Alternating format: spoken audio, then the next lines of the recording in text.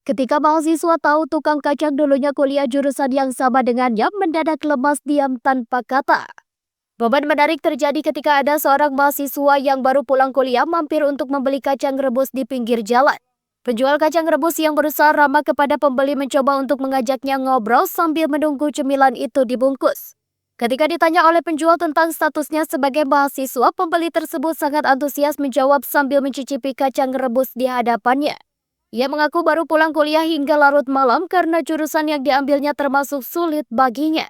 Penjual menanggapi semangat pemuda tersebut dengan menceritakan tentang dirinya yang dulu juga kuliah dan telah lulus. Mendengar hal itu, pemuda itu seakan tak percaya karena baginya mungkin terasa aneh ada seorang sarjana yang jadi penjual kacang rebus. Penjual lalu menjelaskan kenapa dirinya hanya menjadi tukang kacang rebus. Ia sebenarnya sudah melamar ke beberapa perusahaan tapi tak ada yang tembus.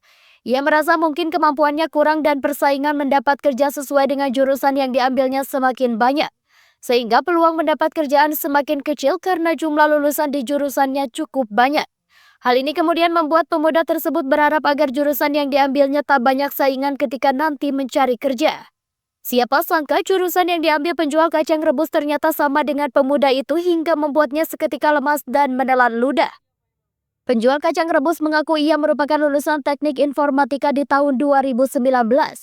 Dengan tatapan kosong, pemuda itu kembali mengkonfirmasi dan menanyakan teman-teman seangkatan penjual tersebut kini berprofesi sebagai apa. Ia kemudian menunjuk ke penjual gorengan yang di sampingnya yang merupakan temannya semasa kuliah. Hal ini jelas membuat pemuda itu semakin tak percaya dan tiba-tiba nada suaranya tak seperti di awal yang sangat antusias dan semangat.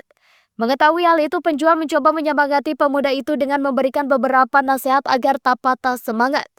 Video yang diunggah oleh salah satu seorang konten kreator ini mungkin hanya sekedar sketsa, tapi cerita yang disampaikan memang benar-benar terjadi di dunia nyata.